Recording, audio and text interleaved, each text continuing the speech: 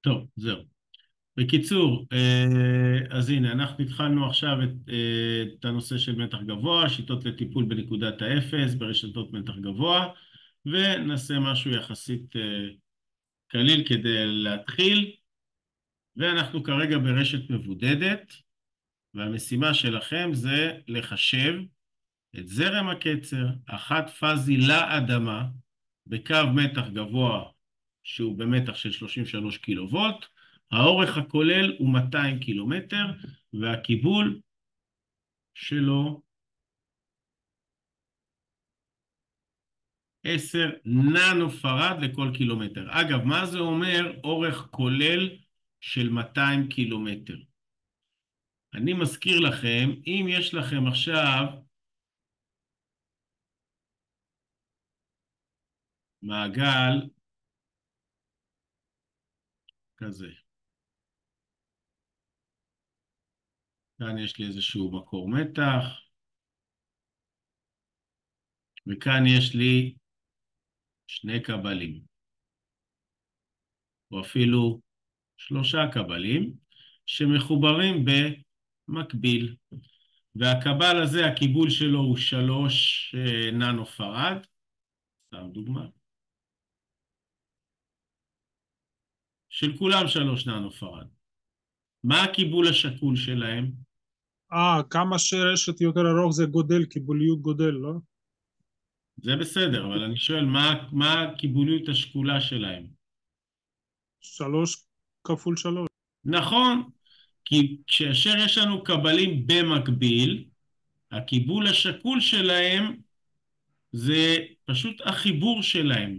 אז מה זה אומר רשת 200 קילומטר? מבחינתי זה לא בהכרח אומר שזה רשת שהיא באורך אחד של 200 קילומטר, כי זה, אתם מסכימים איתי שזה חתיכת רשת, איפה זה קיים?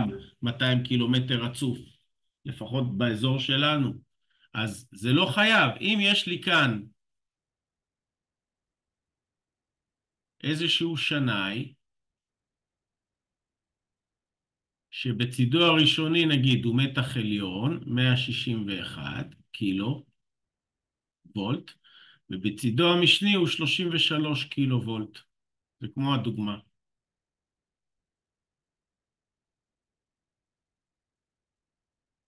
והוא מחובר לכאן, יש פה עשי צבירה שמחוברים אליו, ומהם יוצאים קווים.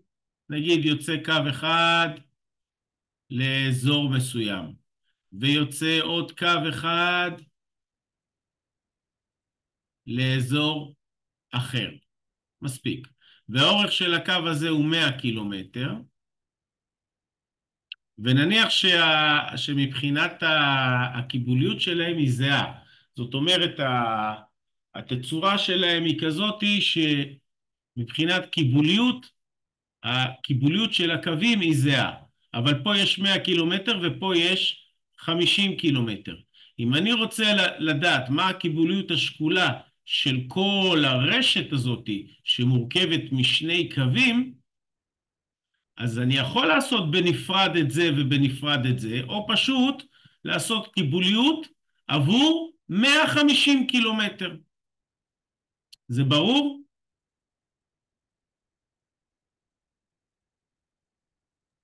כן.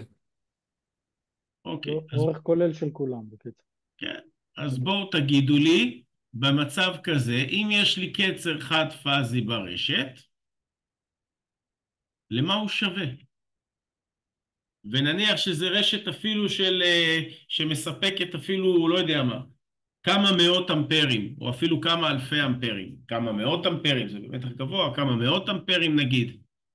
אבל כשיש זרם קצר חד-פאזי לאדמה ברשת כזאת, שהזרם הנומינלי שלה הוא כמה מאות אמפרים, ועכשיו יש זרם קצר חד-פאזי לאדמה, הרשת היא רשת מבודדת, מה יהיה גודל זרם הקצר?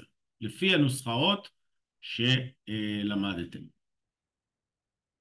אז מה בעצם מבקשים מאיתנו? עכשיו, אנחנו יודעים שמכיוון שזה רשת מבודדת, הזרמים באוויר הם בעלי אופי קיבולי.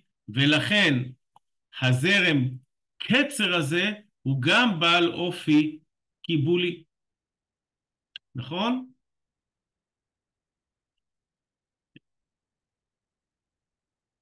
אז תגידו לי למה הוא שווה.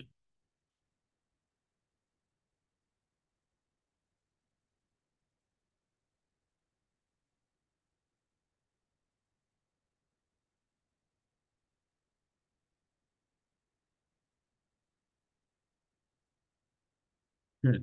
מה אתם אומרים?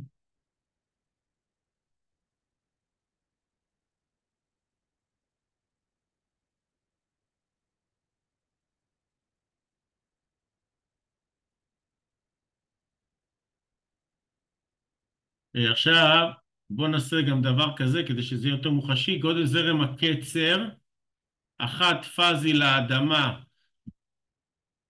בקו מתח גבוה בעל אורך כללי, זרם קצר, נניח בפאזה, נניח, זה לא באמת משנה באיזה פאזה זה יהיה, זה יהיה אותו זה, אבל כדי שיהיה לנו פה פתרון יותר, זרם הקצר בפאזה R נגיד, בפאזה R נשים בסוגריים, נניח. כלומר, פאזה R מקוצרת לאדמה. אז IC זה הרכיב הכללי של זרם הקצר, שעכשיו הוא זורם בפאזה R, כי פאזה R התקצרה, הוא בעצם שווה, אם אתם זוכרים, לסכום של הזרמים הקיבוליים, הפאזים של שתי הפאזות הבריאות, אבל במצב של קצר. אתם זוכרים את זה? גם אם לא, אני לא אכעס עליכם, אבל זה העניין. אז בואו נראה. אז זה J, I, C, אם זה בפאזה R, אז זה IC, P, או כן, נגיד ICS, פלוס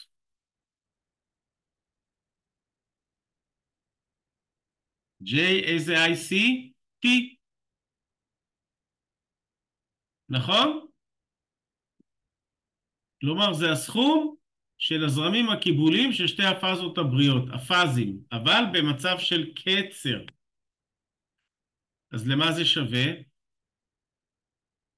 אם אתם זוכרים, פיתחנו נוסחה, זה שווה ל-J 3 פעמים IC פאזי במצב תקין. 3 פעמים של IC פאזי במצב תקין. ומה זה IC פאזי במצב תקין? זה U פאזי.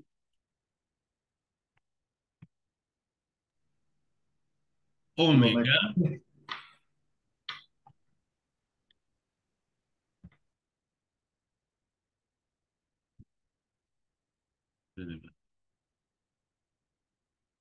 אומגה C. זוכרים?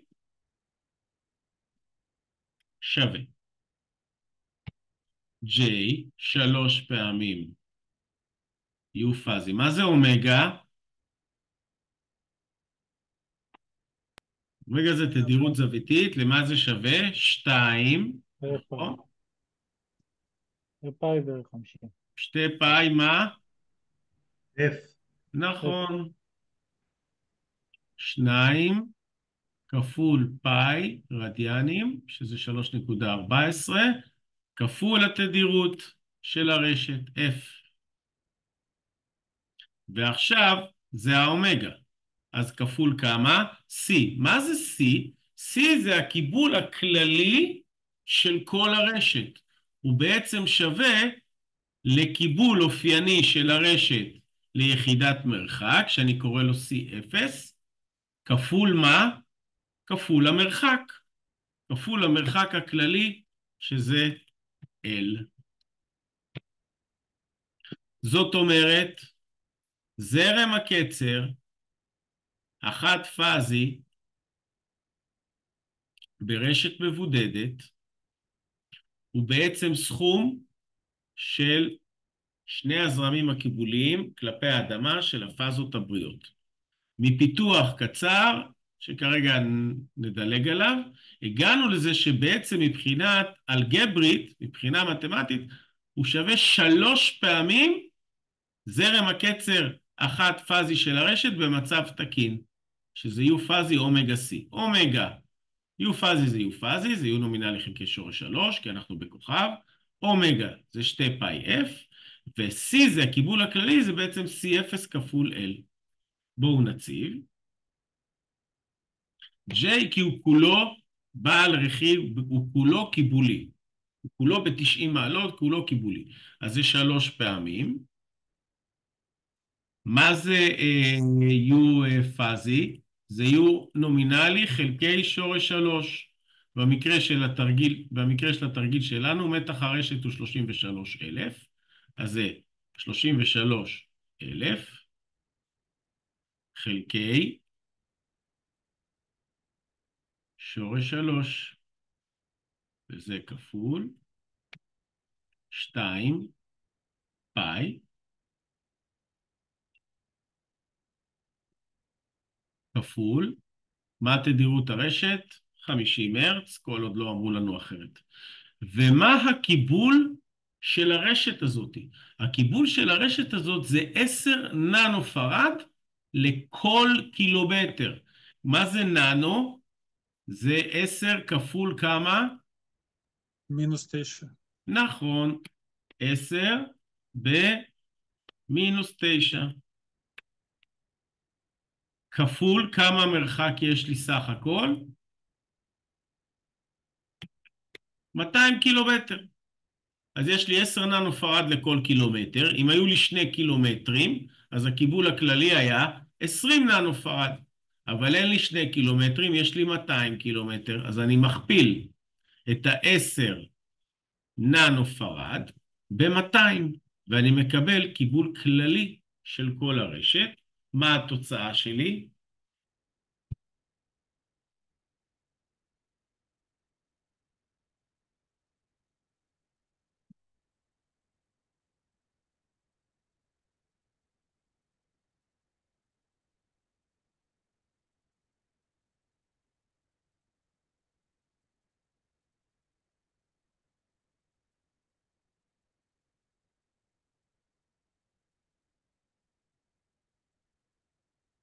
אני ממתין, אם לא הבנתם, לתשובות שלכם.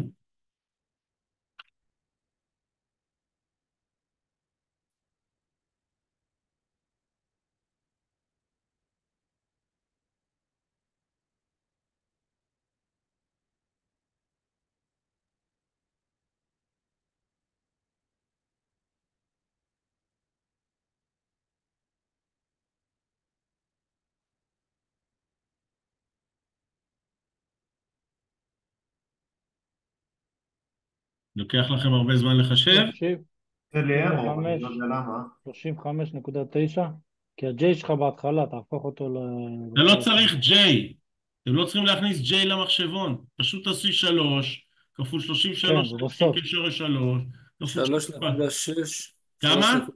3.591. לא, זה יצא 35. 65,913. איפה חסר לי? כן, 35, צודק, נקודה 913 אמפר. עכשיו, תארו לכם שזה רשת שמוליכה מאות אמפרים, אם לא יותר, ויש קצר, שהערך שלו הוא 35 אמפר. מה אתם אומרים? קצר כזה יכול למשל לגרום לנזק למפסקי הזרם, יכול לגרום לשריפה של המוליכים, יכול לגרום לנזק לסלילים של השנאי לדוגמה, שהוא בנוי למאות ואולי יותר אמפרים? כלום. לא. יותר מזה, אם אנחנו כמובן מיישמים את זה על רשת שהסבירות שיהיו עליה זרמי קצר חד פאזים חולפים, מה זה חולפים? למשל, יש לכם עמודי מתכת עם מבודדים שעליהם תלויים הכבלים, ואיזושהי ציפור התיישבה על אחד הכבלים, נגעה עם הכנף שלה על הברזל של העמוד, יצרה איזשהו קצר, הרבה לא נשאר ממנה, ואחרי שהיא הלכה לעולמה, הקצר חלף. אתם מסכימים איתי? כן. כן. זאת אומרת, ההגנה זיהתה את הקצר, על הגנות אנחנו לא נדבר כרגע, נדבר יותר מאוחר, והפסיקה את הרשת, אבל חבל, הרי הקצר נעלם, לא כדאי לי לנסות לחבר את הרשת שוב פעם, ולחדש אספקת חשמל? שווה לי. עכשיו אני אומר, רגע, איך אתה יודע אם זה קצר חולף או לא חולף? לא יודע, בוא ננסה. מה יקרה אם אני אנסה? אם אני אחבר עכשיו את המתח שוב פעם ועדיין יש קצר, אז איזה זרם יהיה לי? אותו אחד, לא? 35 אמפר, 36 אמפר. זה כל כך נורא? לא, מה זה מסתכם בלהרים? לא. זאת זה אומרת, כאילו- נגיד אצלכם בדירה, יש עכשיו קצר, והמפסק שלכם הפסיק, וזה קצר ממש. אם אתם באים ללוח החשמל, בלי לבדוק מה קורה או מה התקלה, ומחברים שוב פעם את המפסק שלכם, וזה קצר גבוה מאוד, מה הסכנה? שהמפסק יתפרק לכם, יתקלקל, נכון? ייגרם נזק. אתם לא יכולים ככה סתם לנסות ככה לחבר מפסקים, כאשר המפסקים האלה הופסקו בגלל קצר. אם הקצר יש לו אופי של זרמים גבוהים, אבל אם זה קצר שהזרם הוא נמוך מאוד ביחס לזרם הנומינלי ברשת, אז אני אנסה לחבר עוד הפעם. במידה וזה קצר שכבר חלף, חיברתי, לא קרה כלום, ממשיך את אספקת החשמל כרגיל. במידה ויש לי באמת הקצר ממשיך, אז זה יפסיק לי עוד הפעם. עכשיו, הנוהל אצלנו, ברשתות שלנו, זה שאנחנו עושים את הניסוי הזה פעמיים. אבל אם אחרי פעמיים אנחנו עדיין רואים שהתופעה נמשכת, אנחנו מבינים שהסבירות היא שהקצר הוא לא חולף, זה קצר ממש. כלומר, משהו באמת קרה שם. ואנחנו חייבים למצוא איפה הקצר. אז אנחנו באמת לא יכולים לחדש את אספקת החשמל במקרה הזה. אבל במקרים אחרים, אתם עכשיו אזור שלם שכרגע מוזן מאיזושהי רשת במתח גבוה, ברשת הזאת היה קצר, כל המתח לאזור הופסק, אבל אחרי מספר שניות או עשרות שניות, או אפילו בפעם השנייה זה כמה דקות, הוא חזר, ונגיד שקצר חלב, אז לא נורא. אז היה קצת כמה רגעים הפסקת חשמל, אבל הכל חזר לקדמותו, וההפרעה הייתה מאוד מאוד מינימלית. לעומת זאת, אם ברשת הזאת כל זרם קצר שלנו היה מאוד מאוד גבוה, לא הייתי יכול לבוא ולעשות ניסיונות. הייתי מפסיק את המתח ומתחיל לחפש את התקלה, ולפעמים זה יכול לקחת דקות, שעות, לא יודע, ואז אתה משבית אזור שלם. אז אחד היתרונות במערכת הזאת, בשיטה הזאת של רשת מבודדת, זה שאם יש לי זרם קצר חד פאזי, הוא יחסית נמוך, הוא לא גורם לי למאמצי יתר על הציוד, ואין לי חשש לנסות לעשות חיבור חוזר, לפחות פעמיים, כדי לבדוק האם באמת זה קצר שחלף, לפני שאני מחליט להשבית את הרשת. הנקודה הזאת ברורה? וכמובן, אני מיישם את זה ברשתות שבהן הסבירות לזרם קצר חד פאזי חולף היא גבוהה, כמו רשתות למשל עיליות, שזה תילים חשופים, ששם יש שכיחות גבוהה לכל מיני קצרים חולפים. אז דיברנו על היתרונות, אבל מה החסרון? יש עוד כל מיני, אבל בואו נדבר על הדברים העיקריים. אז היתרון הברור פה זה שיש לי רשת של כמה מאות אמפרים למשל, שזרם הקצר הוא כמה עשרות, זאת אומרת אמפרים. זאת אומרת ברשתות האלה, הזרם קצר החד פאזי יהיה הרבה יותר נמוך מהזרם הנומינלי ברשת. אז יחסית לא יגרום לנזק. עכשיו שוב, מה שאני אומר פה זה בצורה באמת מאוד מאוד כללית ושטחית, אנחנו לא נכנסים לעומק, יש עוד הרבה מאוד דברים פה וזה לא ממש מדויק מה שאני אומר, אבל זה רק באופן כללי כדי שתבינו את הרעיון. וזה מספיק בשביל הלימוד שלנו כרגע. אבל מה החיסרון?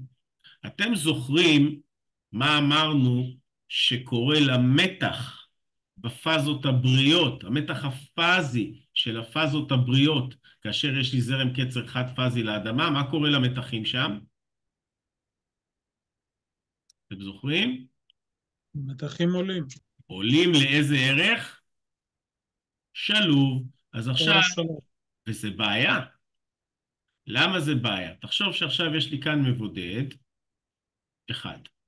מבודד שני, ופה מבודד שלישי, והנה כאן יש לי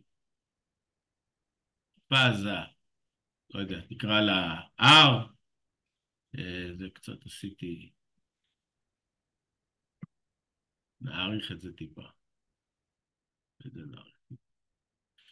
ופה פאזה S ופאזה T, וזה העמוד. מקווה שאתם הבנתם את העניין. ועכשיו, לרוע מזלי, יש כאן איזשהו קצר. במצב רגיל, אם הייתי מודד מתח על המבודד הזה, הרי המבודד הזה מצידו האחד הוא מחובר לברזל, למתכת של העמוד ולאדמה, ומצידו למוליך. אז מה המתח שמתפתח עליו במצב רגיל? איזה מתח? מתח פאזי, נכון?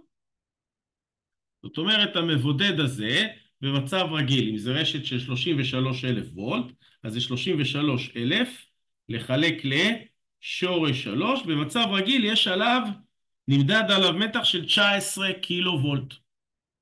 אבל אם עכשיו יש פה קצר, מה המתח שיכול להימדד עליו? 33,000 וולט.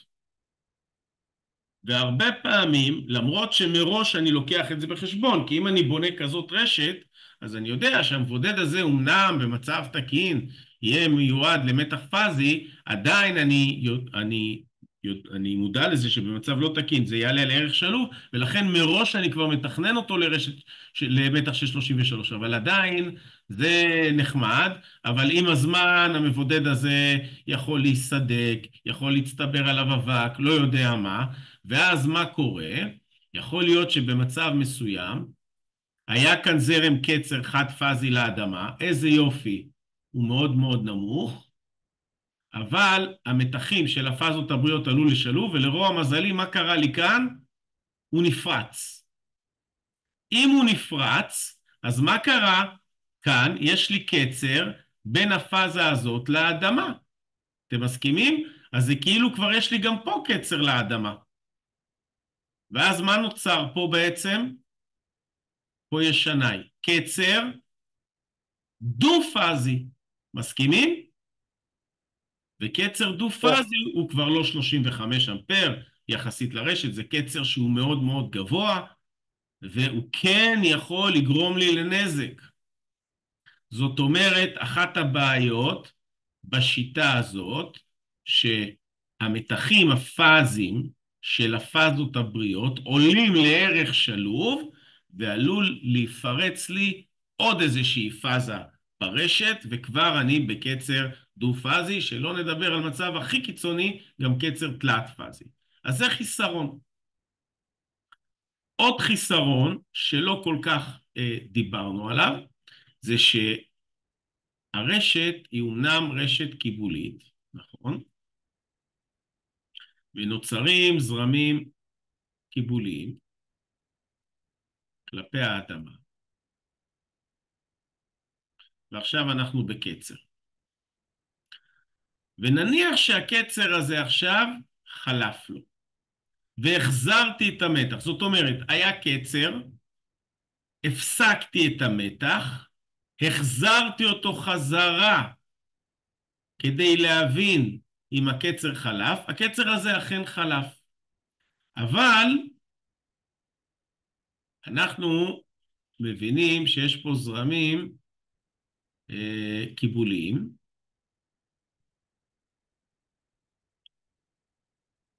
והרשת יש לה אופי אשראי, השנאים יש להם אופי אשראי, וזה כמו קבל וסליל. זאת אומרת, אחד נטען, אחד נפרק, אחד נטען, אחד נפרק. ואז, למרות שהקצר חלף, החזרתי מתח, יש לי פה כאילו הצתות חוזרות דרך האוויר. ואז למעשה הקצר פתאום ממשיך לו. ובזמן הזה שהוא ממשיך לו, המתחים של הפאזות הבריאות ממשיכים להיות שלובים, ואני בסכנה ממש שאוטוטו אני באמת אפרוץ עוד איזשהו קטע ברשת. זאת אומרת, עוד חיסרון בשיטה הזאת, זה שיכול להיות לי מצב שכמה שהזרם הזה נמוך, הוא עדיין לא מספיק נמוך, והוא יכול לגרום להצתות חוזרות באוויר. וזה חיסרון שבגללו לפחות אנחנו לא ניישם את השיטה הזאת שנקראת רשת מבודדת הלכה למעשה ברשתות הולכה. לא ניישם את השיטה הזאת, למרות שהיא נתנה לנו פתרון טוב, היא הקטינה לנו משמעותית זרמי קצר, על ידי כך נתנה לנו אפשרות לנסות לחבר שוב פעם את המפסקים שלנו תחת קצר, כדי לראות האם הוא חלף או לא חלף, למרות זאת, הוא לא מספיק נמוך, והוא יכול לגרום לקשתות חוזרות ולהצתות חוזרות, ואנחנו לא נשתמש בשיטה הזאת. אנחנו נחפש שיטה אחרת, שתיתן לנו פתרון לזה שכן נוכל לנסות ולחבר שוב פעם את המתח לרשת, כדי לראות אולי זה זרם, אולי זה קצר חולף, אבל הזרמים היו יותר נמוכים. עד כאן, האם זה ברור פחות או יותר?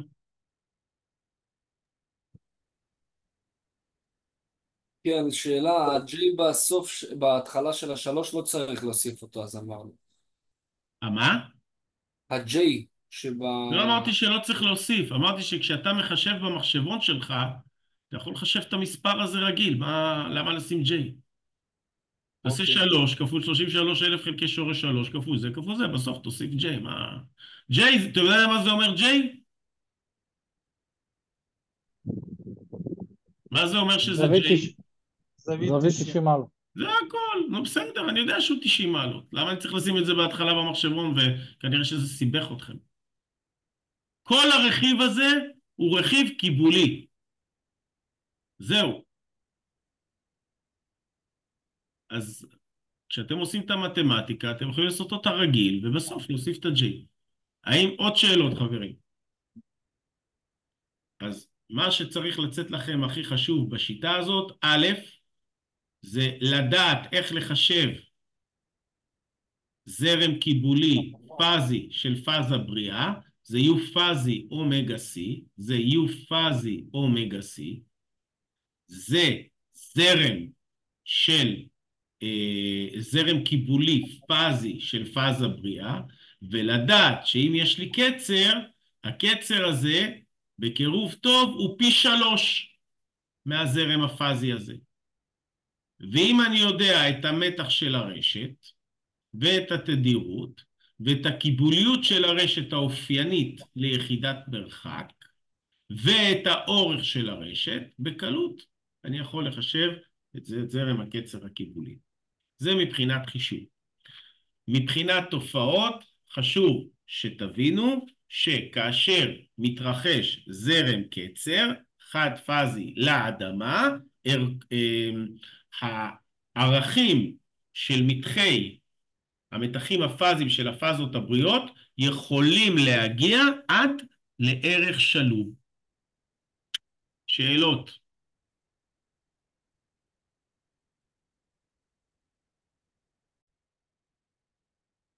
טוב, בואו נסביר את העניין של מה קורה בזרם קצר מבחינת המתחים, כדי שנבין עוד איזה משהו.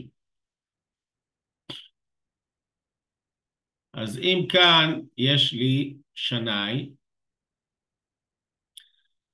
נניח שבצידו המשני הוא כוכב, ונאמר שהוא 161 קילו על 33 קילו וולט, והרשת היא רשת נניח מבודדת, אבל אז ה-33 קילו הזה לאן הוא נותן בעצם? למי הוא נותן? הוא נותן לשנאי חלוקה. נאמר שמחלק מתח נמוך למתקן מסוים. שנאי החלוקה שלנו, ממתח גבוה למתח נמוך, הם משולש בצד ראשוני, וכוכב בצד משני, כאשר, אם אתם זוכרים, גם מה עושים פה לכוכב בצד המשני? מעריקים אותו, הערקת שיטה. אז זה 33 על 0.4 קילוואט. זהו. וכמובן חסר לי פה עוד מוליך רביעי. וזה הולך למתקן. נניח למתקן במתח נמוך, ועכשיו זה מחובר לכאן, זה מחובר לכאן, וזה מחובר לכאן. מה המתח פה כל הזמן? מהנקודה הזאת לנקודה הזאת, מתח שלוב, 33 קילו, נכון? ומה המתח מהנקודה הזאת לנקודה הזאת? מתח שלוב גם, 33, וגם כאן 33. ואז אם אני אמדוד מתח שלוב פה, מה אני אקבל? 400 וולט. נכון? כנ"ל גם כאן. וכנ"ל גם כאן. 400, וכמובן אם אני אבדוק כתוצאה מ-400, הרי המתח פאזי זה 400 חלקי שורש 3, אז אם אני אבדוק מתח פאזי, שזה נגיד הפאזה, נגיד התחתונה כלפי האפס, אז זה מתח פאזי, זה 400 חלקי שורש 3, 230, 231 וולט, גם הפאזה הזאת וגם הפאזה הזאת. מצוין, ועכשיו לרוע מזלי, התרחש קצר בצד המתח הגבוה. האם אני במתקן שלי ירגיש איזשהו שינוי מבחינת המתחים? לא, לא אמור להרגיש. למה? כי אמרנו שגם בקצר חד פאזי, אמנם המתחים של הפאזות הבריאות עולים לערך שלוב, עד לערך שלוב, אבל עדיין, אם אני אמדוד מתח שלוב, גם במצב של קצר, בין כל שתי פאזות, הוא לא משתנה. ומכיוון שהוא לא משתנה, אז גם בצד המשני הוא לא משתנה. ולכן אתם במתקן שלכם במתח נמוך, לא אמורים להרגיש את הקצר החד פאזי לאדמה, לכל מה שנוגע למתחים. שאלות? לא. אוקיי. אז אמרנו שהחיסרון הבולט, יש כמה חיסרונות, אבל החיסרון הבולט מבחינתי, ממה שאני לקחתי, פחות או יותר, שוב, אני מזכיר לכם עוד פעם, אנחנו באמת לומדים את זה בצורה מאוד מופשטת, מאוד כללית, יש פה עוד המון דברים שצריך להתחשב ולהבין אותם, אבל זה לא במסגרת הקורס שלנו. אז אם אני בצורה שטחית מנסה לסכם את הדברים, אז אני מבין שברשת מבודדת עדיין יש לי בעיה שלמרות שהזרם הקיבולי, זרם הקצר הקיבולי הוא נמוך, הוא לא מספיק נמוך. והוא כן יכול לגרום לי להצתות חוזרות, גם אחרי שהקצר חלף, מה שיאלץ אותי להפסיק את המתח לחלוטין ברשת, כדי לא לגרום לנזק יותר גדול.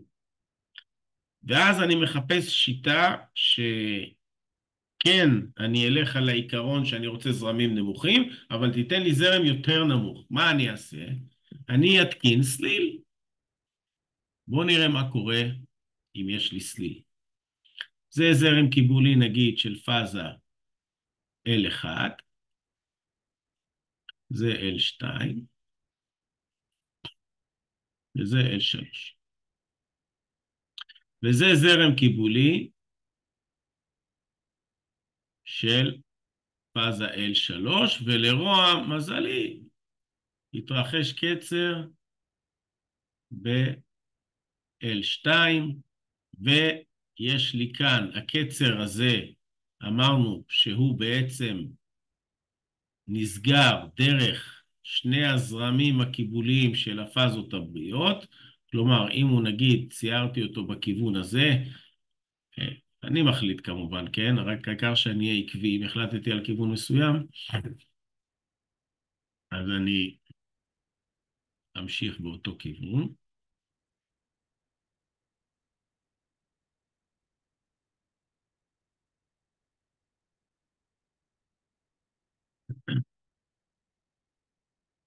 ואז זה הזרם, הנה, הוא ממשיך כאן, הוא כולו קיבולי, אז הוא IC, הוא פלוס JIC, והוא בעצם ממשיך מפה, ונסגר דרך הזרמים הקיבוליים של הפאזות הבריאות, והוא בעצם שווה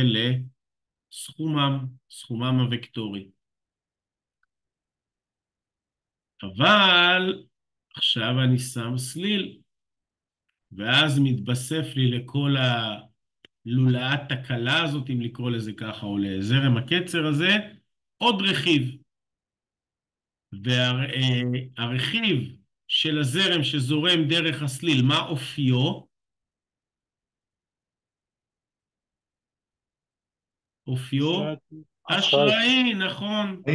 אז הוא מסומן במינוס IL, נכון? או שפשוט אני אזכור שזה IL והכיוון שלו הפוך. בסדר? בואו כרגע נדבר על מספרים. והוא באמת בכיוון הפוך. זאת אומרת שאם אני בציור שלי החלטתי ש-IC הוא בכיוון הזה, כמובן בהתאמה גם עשיתי את הכיוונים של שני הזרמים הקיבוליים, אז אני מבין שמכאן יזרום לו רכיב אשראי שמנוגד לו, IL. ואם בשיטה הקודמת של רשת מבודדת כל ה-I קצר היה IC, הפעם למה I קצר כללי שווה?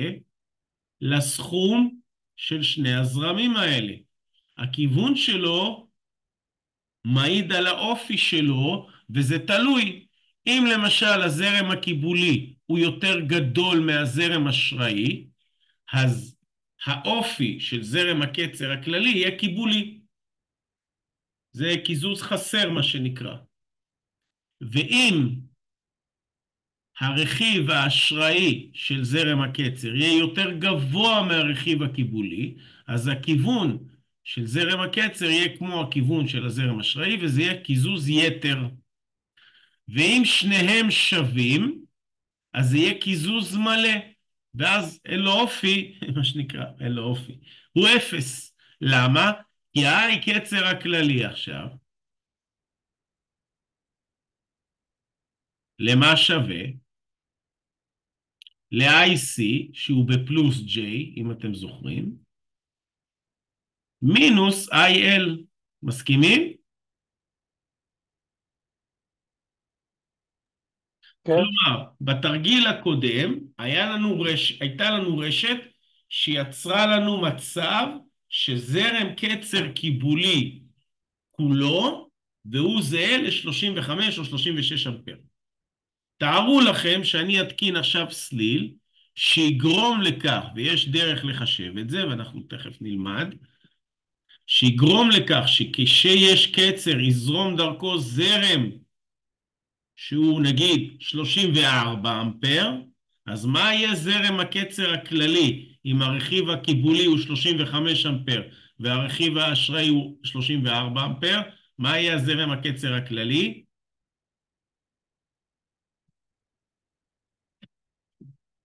1 אמפר.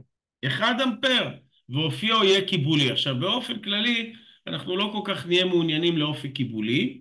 עם זרמים קיבוליים יש לנו בעיה, אז אנחנו נעדיף שהזרם האשראי יהיה יותר גדול. זאת אומרת, אם יש לי IC שהוא 35 אמפר, אם אני רוצה לקזז את זה לאמפר אחד, אז ה-IL יהיה דווקא 36 אמפר, ואז התוצאה הסופית תהיה -1. למה מינוס? כי המינוס מעיד בעצם על האופי של הזרם שהוא בעצם אשראי. זה בסדר פחות או יותר?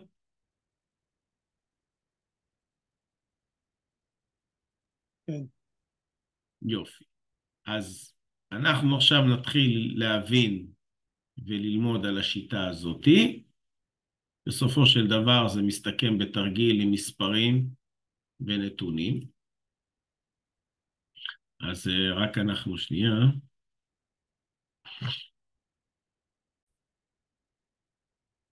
אוקיי, אז אנחנו ממשיכים.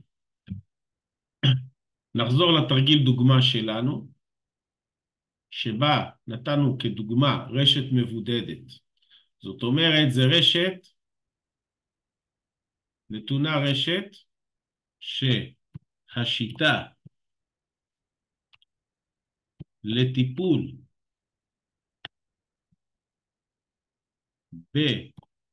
בנקודת האפס, יותר נכון לטיפול בנקודת האפס, היא פשוט מבודדת, לא מחברים לכלום.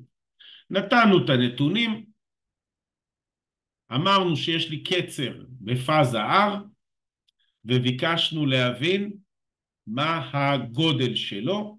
הרשת 33 קילו וולט, ואורך כולל 200 קילומטר,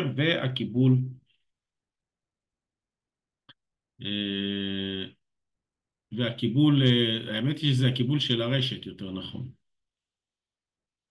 וקיבול הרשת זה כך וכך. ב' משנים,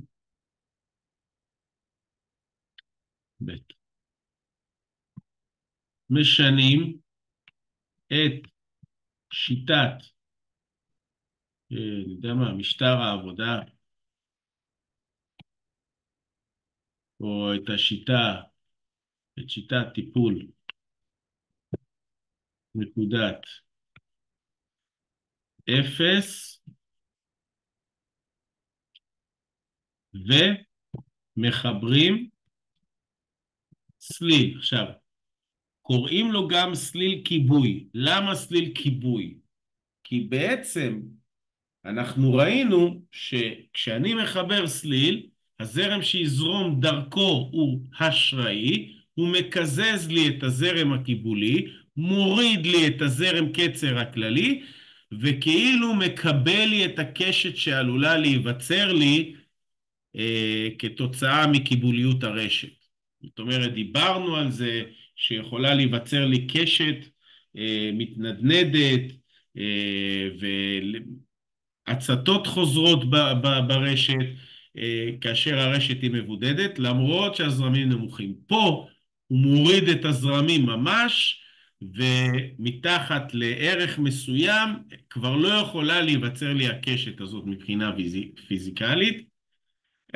אם זה מגיע לכמה אמפרים בודדים, אז אתם כבר לא תגיעו למקום כזה שיכולה להיות לי הצתה חוזרת. אז משנים את שיטת טיפול נקודת אפס ומחברים סליל כיבוי, זה נקרא סליל כיבוי, או קוראים לזה גם סליל פטרסון. פטרסון עם תף, עם תת, אני לא יודע. זה לא באמת משנה, כי בתכלס זה באנגלית, אז אתם יודעים שאם אתם מתרגמים איזושהי מילה מאנגלית, ואתם רוצים להגיד אותה as is בעברית, אתם יכולים לשאול מה שאתם רוצים. טוב, בואו נקרא לזה פטרסון ככה, אני יודע, כבר לא זוכר, לא משנה. משנים את שיטת טיפול נקודת האפס ומחברים סליל כיבוי, סליל פטרסון, לנקודת האפס, או כן, לנקודת האפס ברשת. כן? זאת אומרת, לקחתי את נקודת הכוכב במשני של השנאי, יש לי שנאי ממתח עליון שמוריד לי את המתח ממתח עליון למתח גבוה, בצד של המתח הגבוה זה צד של 33,000 וולט לפי הדוגמה הזאת, יש שם נקודת כוכב, מחבר אותה לאדמה דרך סליל.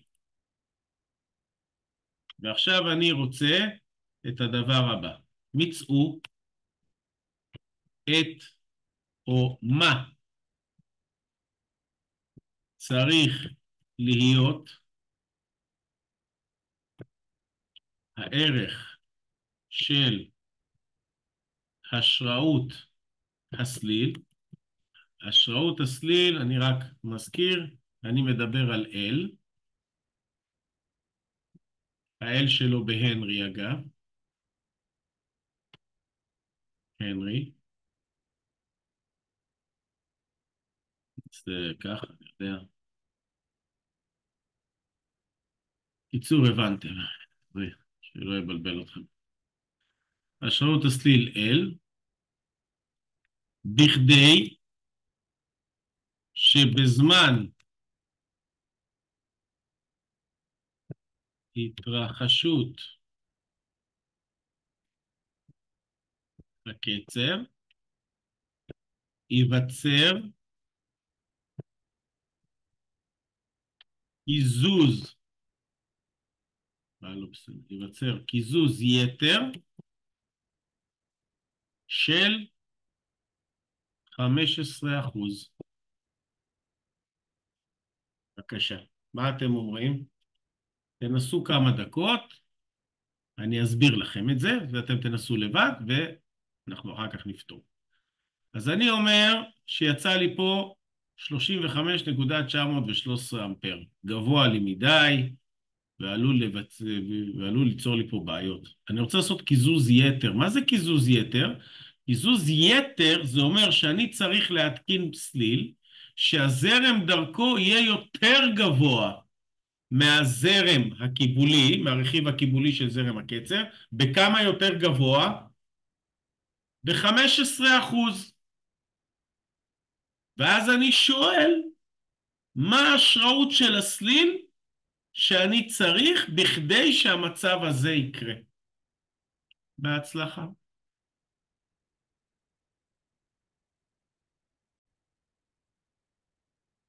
אוקיי, אז איך אנחנו ניגשים לפתרון הזה? אז קודם כל, מה זה אומר קיזוז יתר? קיזוז יתר, זה אומר שאני רוצה שהרכיב האשראי של הזרם שלי יהיה יותר גדול. יותר גדול בכמה? במקרה הזה 15%. זאת אומרת, הוא יהיה שווה ל-1.15, נכון? כפול הרכיב הקיבולי של זרם הקצר.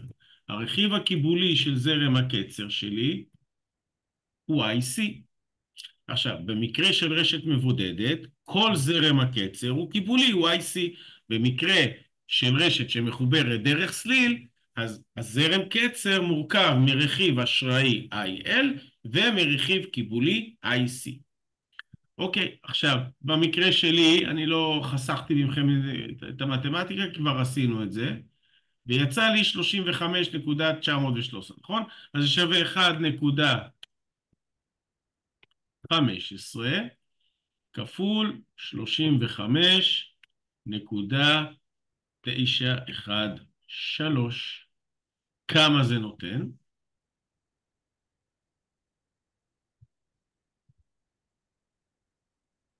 41.3.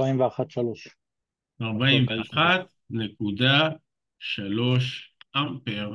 כלומר, אני צריך לבנות סליל או להוסיף סליל, לא משנה, שכאשר יהיה לי קצר, הזרם שיעבור דרכו יהיה 41.3 אמפר. אני מזכיר לכם שאם זה נקודת הכוכב וזה הסליל,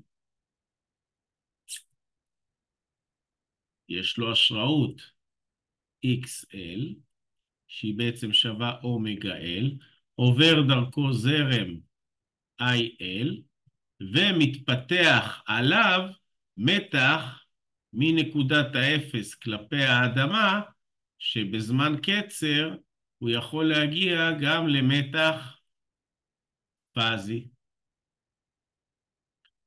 תורת החשמל, למדנו שזרם זה מתח חלקי הקווה, או במקרה של זרם אשראי, זה המתח עליו לחלק להיגב האשראי שלי.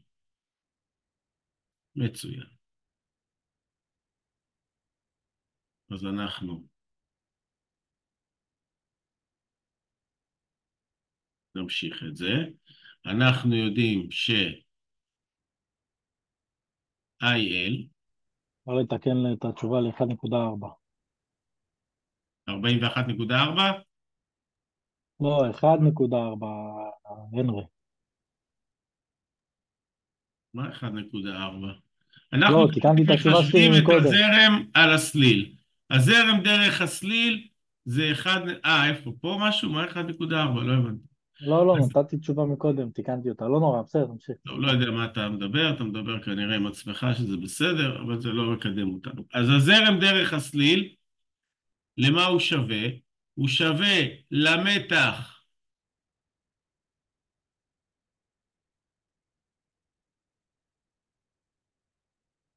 על הסליל שאנחנו קוראים לו U0, כי זה המתח בין נקודת האפס לאדמה, במצב רגיל הוא 0, לחלק ל-XL.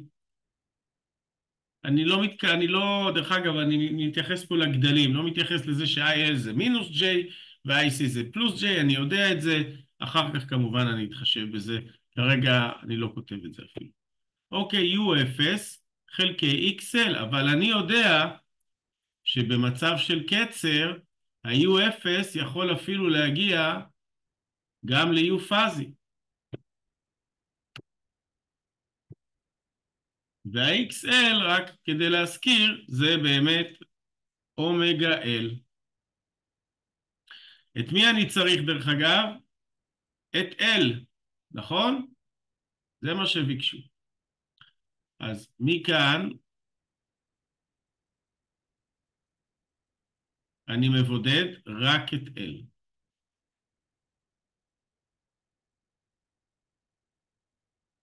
למה L שווה? מה שנקרא שינוי נושא לנוסחה. ל-U פאזי. לחלק ל-IL.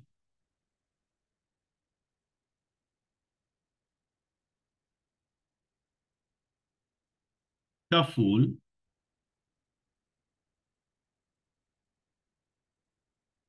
אומגה. כאשר בוא נרשום כבר, טוב, נעשה כפול אומגה, שזה שווה, אגב, U פאזי זה גם U נומינלי חלקי שורש 3, נכון? אז אני יכול לשים פה U נומינלי חלקי שורש 3, אז שורש 3 יורד למטה, וכפול IL,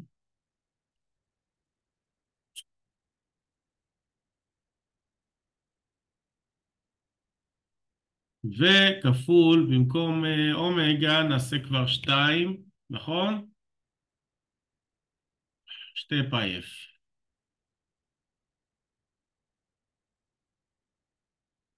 איפה פאי? ברח לי.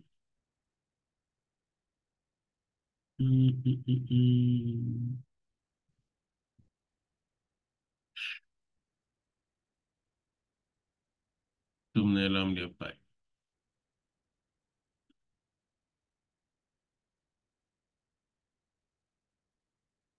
הנה, שתי פאי, ו...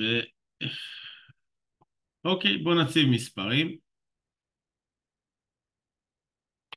חבר'ה, שאלות עד לכאן יש? אז זה 33,000.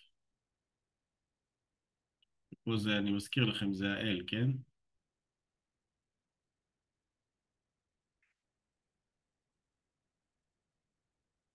33,000 לחלק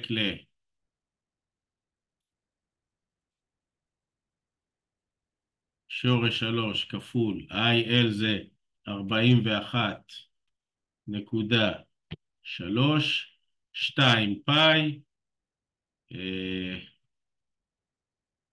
כפול 50.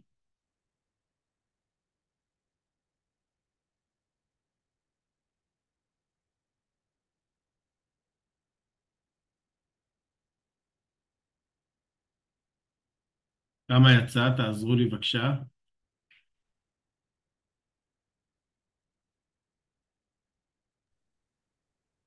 1.4, 1.5. לכולם יצא ככה?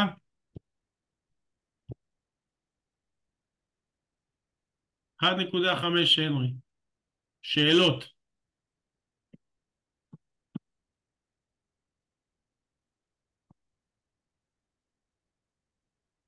אוקיי, כן. אז עכשיו בואו רק נוסיף עוד איזה משהו קטן.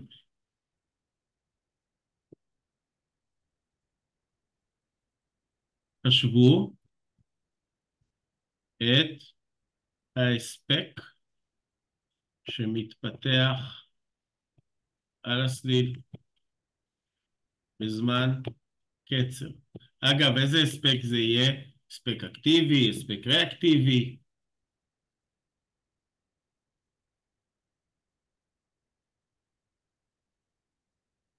ריאקטיבי.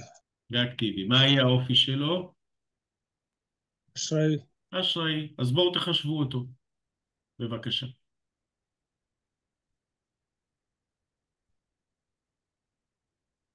טוב, אוקיי. אוקיי, אז בואו נתקדם. איך אני מחשב הספק? יש כמה דרכים, בסך הכל נוסחה פשוטה, נכון? למה QC שווה? איך מחשבים הספק?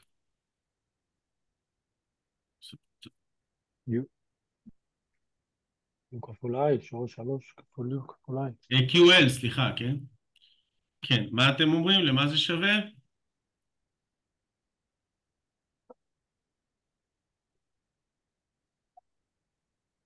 חוק אום, נכון? Ja. לפי חוקי יום. אז או כן. שאתה עושה U,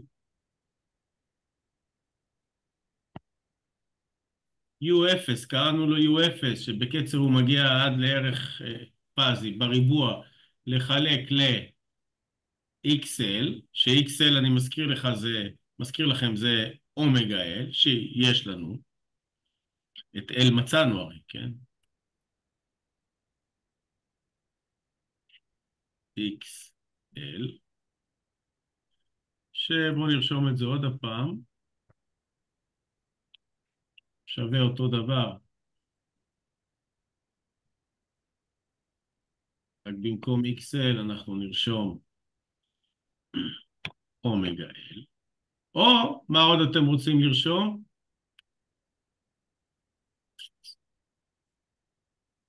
U כפול I. למשל IL בריבוע, נכון? כפול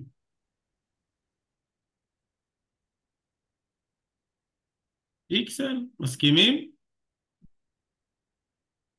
ואם אתם רוצים, אז עוד פעם נרשום את זה ככה. עוד רעיונות? דעתי נגמר. אוקיי, אז בואו, סתם דוגמה, נגיד נלך על זה. מה זה משנה? נגיד נלך על זה. צריך לצאת הכל אותו דבר, כן? נגיד נלך על זה, אז ה-IL היה לנו... where is it? 41.3.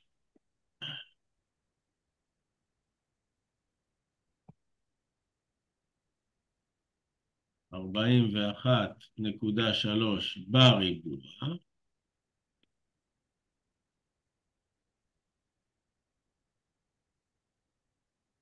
כפול 2 פאי F, אז זה 2 כפול פאי כפול F, וזה, F50, סליחה, כבר אנחנו בשלבי ההצבה. כן, מה התוצאה? לפי זה למשל, מה התוצאה? זה לא באמת משנה, אבל כן, מה התוצאה?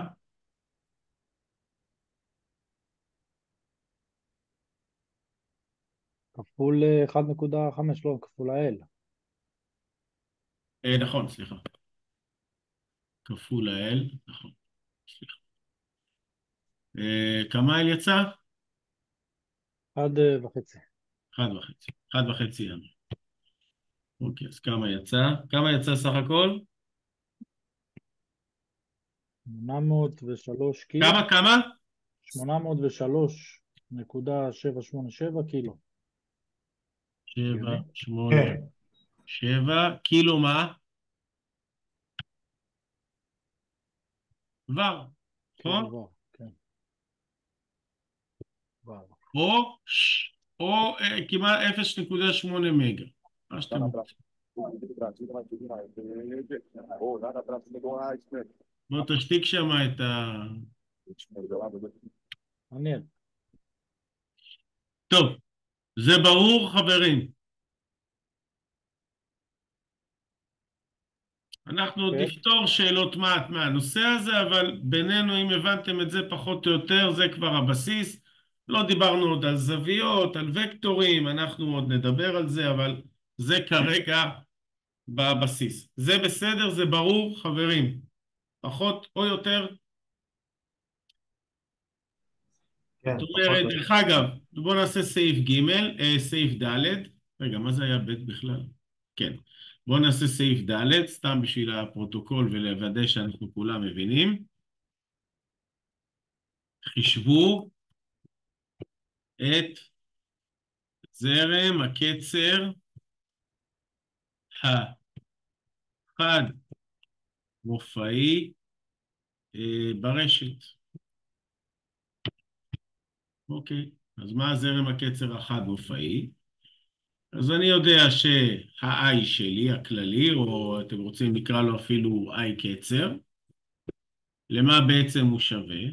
הוא שווה לפלוס IC, נכון? מינוס IL, מסכימים? ובואו נוסיף ברשת, ומהו אופיו? כאילו מה האופי שלו? אשראי או קיבולי? אגב, לא צריך לחשב אותו בשביל לדעת את זה, כי ברגע שאמרו לכם שהולך להיות פה קיזוז יתר, זאת אומרת שכבר הופך להיות, מראש אתם מבינים שהוא הולך להיות אשראי, וגם הוכחנו את זה. אוקיי, אז בואו נראה. אז זה 35.913,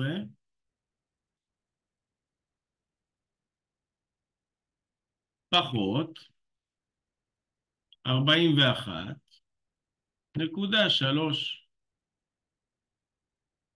כמה זה יוצא סך הכל? מינוס כמה? מינוס 5.387.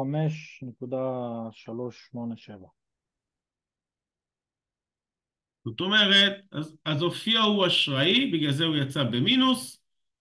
כמובן שהוא נמדד ב-5.387 אמפר בעל אופי אשראי. זאת אומרת, ממצב שהיה לנו קצר של 35.913 אמפר, שנכון, זה זרם קצר נמוך כנראה יחסית לזרם הנומינלי של הרשת, עדיין רצינו לקזז אותו יותר, כי הוא כן יכול להיות מספיק גבוה כדי ליצור לנו בעיות בזמן הקצר, קשתות חוזרות, קפיצות במתח וכן הלאה, והזזנו אותו על ידי סליל שאנחנו תכננו אותו לקיזוז יתר של 15%, והתוצאה הסופית שבזמן קצר יהיה לנו זרם של 5.387 אמפר, זה זרם נמוך מספיק, סבירות נמוכה מאוד שהוא יוכל ליצור קשתות חוזרות, ופתרנו את הבעיה.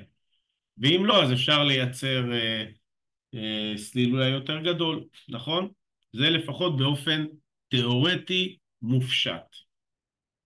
כמובן שבמציאות הדברים הם קצת שונים, אבל אנחנו כרגע מתחילים מהבסיס, ובכלל בקורס הזה אנחנו לומדים רק את הבסיס. זה לא קורס במתח גבוה, זה רק איזשהו פרק קצר וטעימה קצרה מהנושא הזה. אוקיי, שאלות?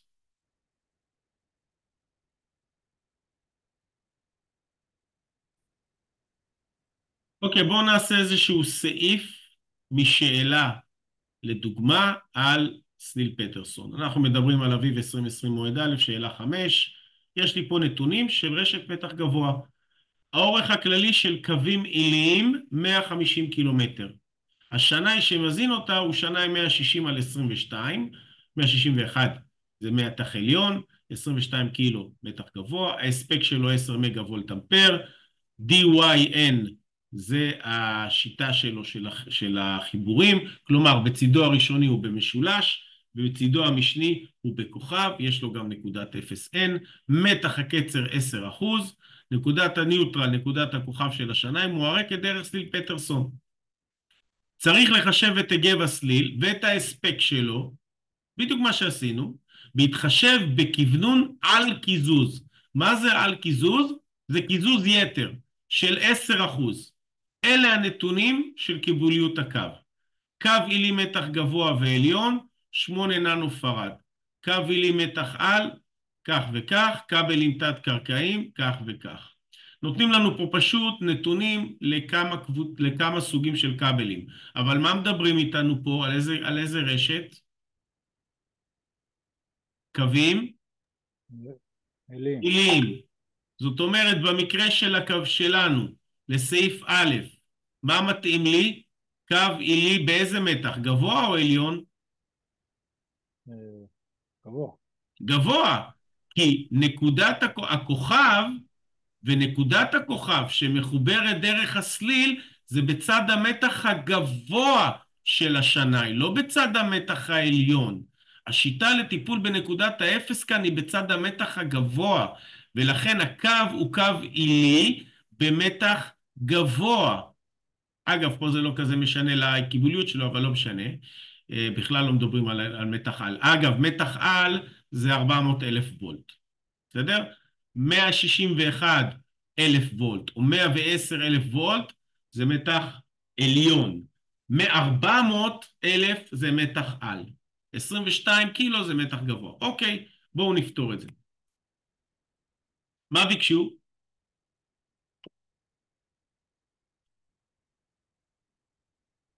את ההיקף של הסליל ואת ההספק שלו. אני צריך את ה-L ואת ה-Q שלו. אוקיי. מה אומרים לי? אומרים לי שהולכים לעשות פה קיזוז של 10% בקיזוז יתר. מה זה אומר קיזוז יתר? שהרכיב של זרם הקצר, הרכיב האשראי של זרם הקצר, הולך להיות ב10% יותר מהרכיב הקיבולי של זרם הקצר, נכון? אז הוא יהיה ב-1.1 כפול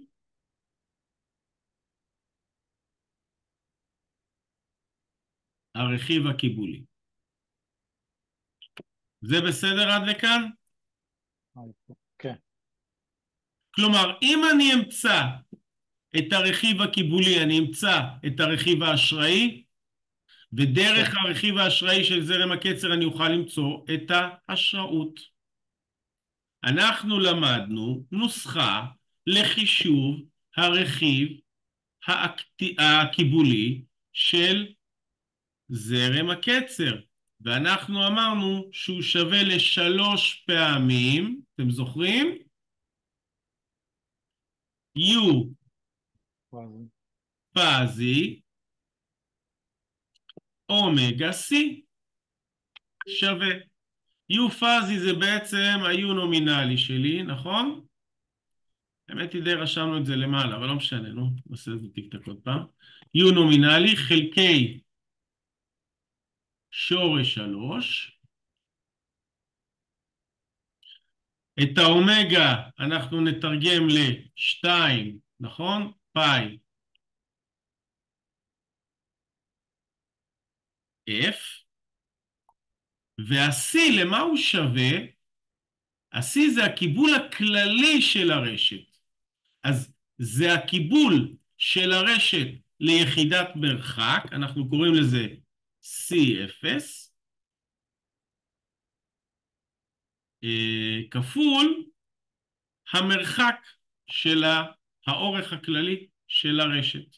זהו. בואו נציב, כי לדעתי יש לנו הכל.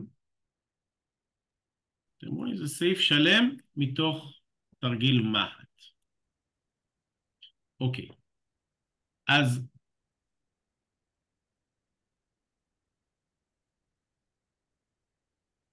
U נומינלי במקרה שלנו במתח הגבוה 22,000. שורש 3 זה שורש 3 שתי פאי, כפול כמה? 50, נכון?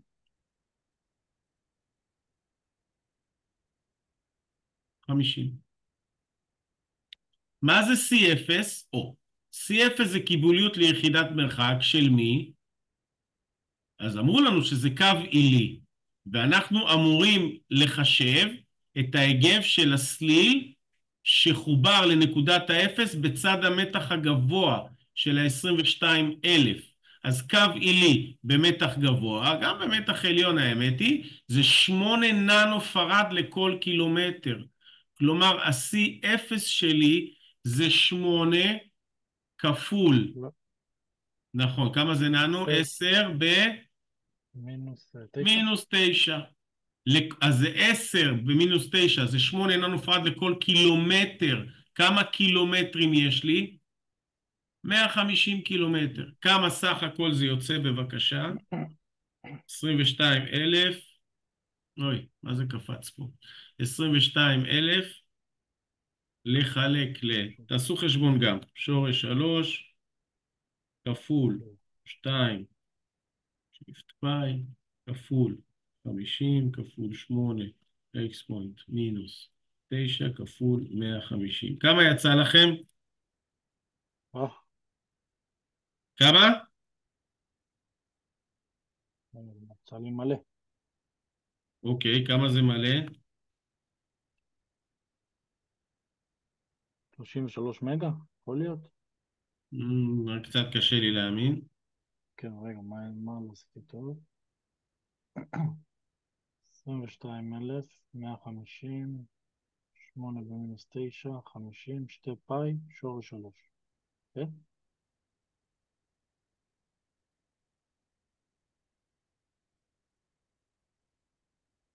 רגע, זה עלה. שנייה.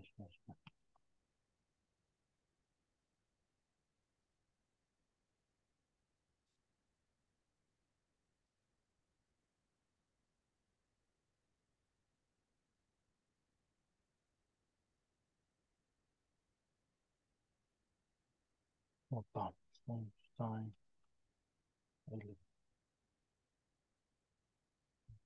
שורש 3, כל שתי פאי, כל אין, כל 8, 6, כל. כן, עדיין. סליחה. חבר'ה. טעות שלי, כן? מה הטעות? לא הכנסנו את ה... ברור, ברור. לא נורא, זה השעה. טעות קטנה, לא קריטית, נכון? טעות קטנה. כן, כמה זה יצא? אה, כן, כן. כן, טעות זניחה, זה זניח, זניח. בקטנה, בקטנה. זה השעה. במחשבון אי אפשר למחוק, אז רגע, שנייה. אי אפשר להעביר ככה. כן, אני יודע. לא, ברור, ברור. היו פאזי זיהוי נכון. נומינלי חלקי. כן, כמה זה יוצא?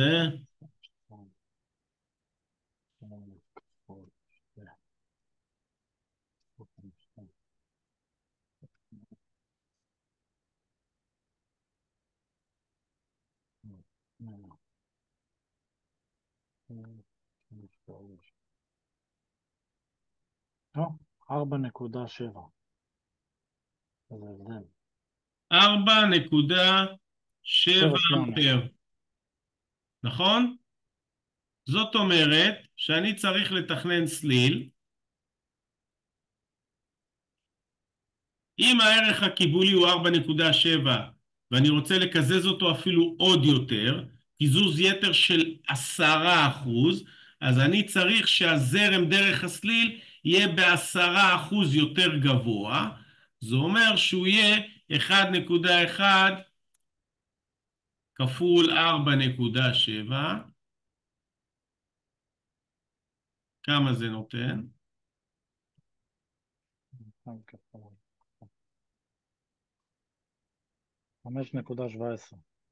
5.17 אמפר. סבבה. עכשיו, אני יודע, בוא נעתיק את זה מפה, חבל לעשות את הכל ביחד. עשינו את זה קודם. הנה. אז אני יודע את כל הדבר הזה, נכון? נוריד את זה טיק טק. אני יודע ש-IL זה U0 חלקי XL, U פאזי, כי אני יודע שבקצר ה-U0 עולה ל-U פאזי אומגה L, מוציא את ה-L בתור גורם, עושה שינוי נושא נוסחה, מוציא את ה-L, ובעצם ה-L שווה U נומינלי, שזה עוד פעם, בואו נעשה.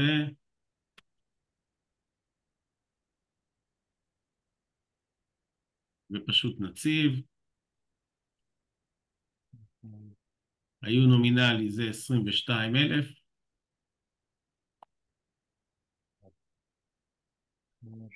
IL, עשינו חשבון 5.17.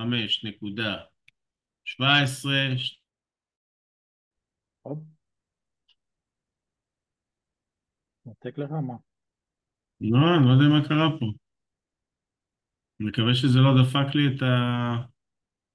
אתה רואה? אתם רואים משהו? לא, תעשה לא שיתוף רואים את חדש. השיתוף. את השיתוף של המסך. לא רואים? נתק לך והתחבר. אוקיי. יכול להיות אולי זה גם בעיות בקליטה משהו. טוב, נקווה שזה לא הרס לי את ההקלטה. אוקיי, אז זה 5 נקודה זה. זה אומר שבאמת כבר זה, די, אפילו הזום מתעייף, 2, לא נורא, עוד שנייה זה מסתיים. כפול 50, כמה יצא L? 7.8. יכול להיות. תבדוק אותו.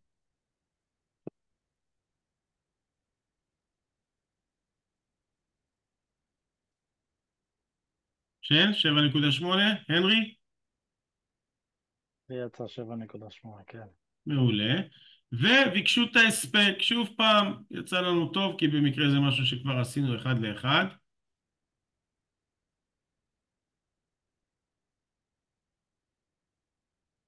ובזה סיימנו.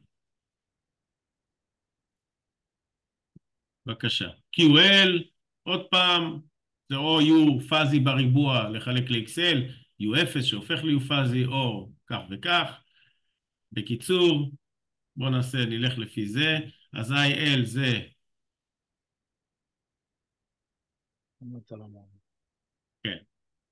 IL זה 5.17 בריבוע, אומגה, שוב פעם, זה 2 פאי F, איפה רשמנו את זה? הנה, 2 פאי F,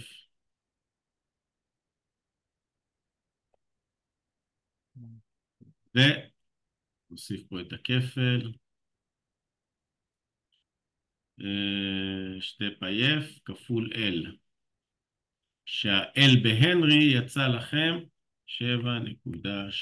אוקיי, מה יצא ההספק?